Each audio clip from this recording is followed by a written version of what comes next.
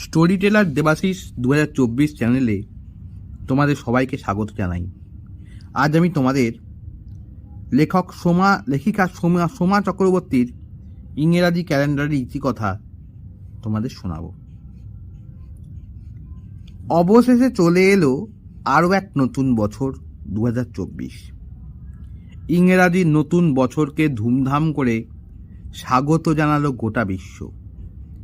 কিভাবে 1 জানুয়ারি দিনটিতে নববর্ষের উৎসব শুরু হলো, ইতিহাসের সরণি ধরে পিছিয়ে গিয়ে সেই ঘটনায় জানার চেষ্টা করব।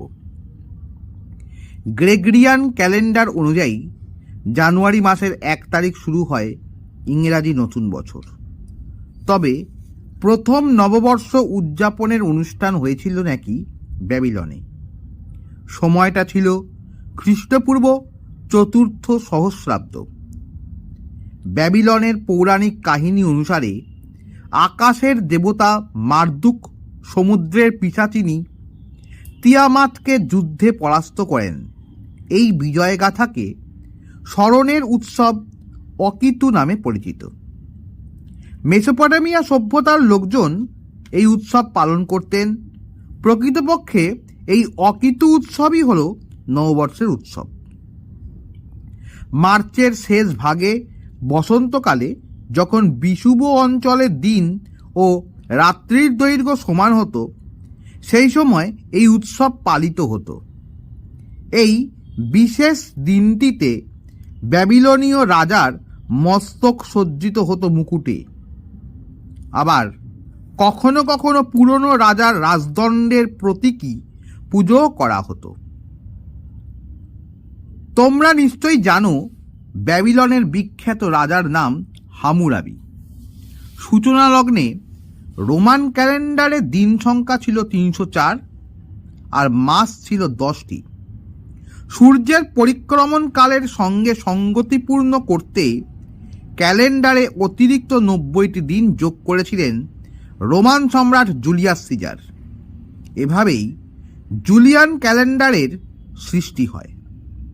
রোমানদের দরজার দেবতা জানুসের নামানুসারে বছরের প্রবেশদ্বার হিসেবে প্রথম মাসের নামকরণ হয় জানুয়ারি।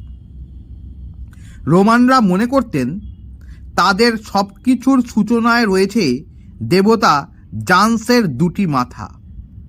একটা দিয়ে তিনি অতীত এবং অপরটির সাহায্যে ভবিষ্যৎ দেখতে পেতেন। মধ্যযুগের ইউরোপের খ্রিস্ট ধর্মাবলম্বীরা 25শে ডিসেম্বর নববর্ষ হিসেবে পালন করতেন। 1582 খ্রিস্টাব্দে পোপ ত্রয়োদশ গ্রেগরি 1 জানুয়ারি নববর্ষের দিন হিসাবে প্রতিষ্ঠিত করেন। সুপ্রাচীন কালের বিভিন্ন সভ্যতায় বিভিন্ন রকমের দিনপঞ্জি ছিল, তবে বেশিরভাগ সভ্যতার মধ্যেই একটা বিষয়ে বেশ মিল ছিল। নবান্নের দিনটিকে তারা নববর্ষের দিন হিসাবে পালন করতেন। এই ব্যাপারে মিশরীয়রা ছিলেন বেশ ব্যতিক্রমী।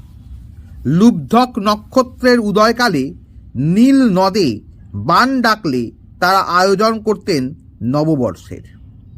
চীনের মানুষেরা শীত ঋতুর অবসানে দ্বিতীয় পূর্ণিমা তিথিতে নববর্ষ পালন করতেন। ইংরাজি নববর্ষের মতো ইংরাজি মাসগুলির নামকরণেও রয়েছে দীর্ঘ ইতিহাস। দেবতা জানুসের নাম অনুসারে যেমন জানুয়ারি মাস, তেমনি ল্যাটিন শব্দ ফেব্রুয়া থেকে এসেছে ফেব্রুয়ারি মাস। ফেব্রুয়ারি কথার অর্থ পাপের দণ্ড। তৎকালীন সময়ে এই মাসটিতে জরিমানা, বিভিন্ন রকমের শাস্তির মাধ্যমে অপরাধীদের শুদ্ধিকরণ হতো। রোমানদের যুদ্ধের দেবতা মার্স থেকেই মার্চের নামকরণ। জুলিয়াস সিজার এই মাসটিকে বছরের 3য় মাস হিসেবে ক্যালেন্ডারে স্থান দিয়েছিলেন। কনস্টান্টাইনের আমলে মার্চের নামকরণ হয় মিয়ার্স। এপ্রিল মাসকে রোমানরা এপ্রিলিস নামে অভিহিত করতেন। জুলিয়াস সিজার এই মাসটিকে বছরের 4র্থ মাস হিসাবে ক্যালেন্ডারে রেখেছিলেন। গ্রিক দেবী আফ্রোদিটির নামানুসারে মাসটির ইংরাজি নামকরণ হয় এপ্রিল। রোমানদের বসন্ত ও সতেজতার দেবী মায়ার নাম অনুসারে মে মাসের নামকরণ। বিবাহের পৃষ্ঠপোষকতায় দেবী জুনোর নাম অনুসারে রাখা হয় জুন মাসের নাম। সম্রাট জুলিয়াস সিজার জন্মগ্রহণ করেছিলেন জুলাই মাসে, তাই তার নাম অনুসারে মাসটির নামকরণ হয় জুলাই। সম্রাট অগাস্টাস রোমের গৃহযুদ্ধ মিটিয়ে শান্তি স্থাপন করেছিলেন বলে তার সম্মানার্থে আগস্ট মাসের নামকরণ হয়। ল্যাটিন শব্দ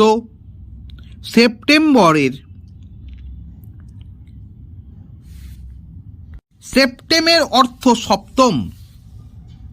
প্রথম দিকে সেপ্টেম্বর মাসটি ক্যালেন্ডারের সপ্তম মাস হিসাবে থাকলেও জুলিয়াস সিজার এই মাসটিকে নবম মাস হিসাবে প্রতিষ্ঠিত করেন। প্রথম দিকে সেপ্টেম্বর মাসটি ক্যালেন্ডারের সপ্তম মাস হিসাবে থাকলেও জুলিয়াস সিজার এই মাসটিকে নবম মাস হিসাবে প্রতিষ্ঠিত করেন, কিন্তু তার নাম পরিবর্তন হয়নি। ল্যাটিন শব্দ অক্টম থেকে এসেছে অক্টোবর কথাটি, নভম থেকে এসেছে নভেম্বর, নভেম কথার অর্থ নবম।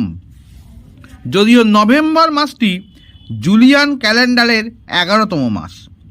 লাতিন শব্দ ডিসেম থেকে ডিসেম্বরের উৎপত্তি, ডিসেম কথার অর্থ দশম। রোমান ক্যালেন্ডারে এই মাসটি 10 নম্বরে স্থান পেয়েছিল। পরবর্তীতে জুলিয়ান ক্যালেন্ডারে এটি বছরের 12তম মাস হিসেবে পুনঃপ্রতিষ্ঠিত হয়। আনুষ্ঠানিকভাবে নিউ ইয়ার বা ইংরেজি নববর্ষকে উৎসব হিসেবে পালন শুরু হয় 19 শতক থেকে।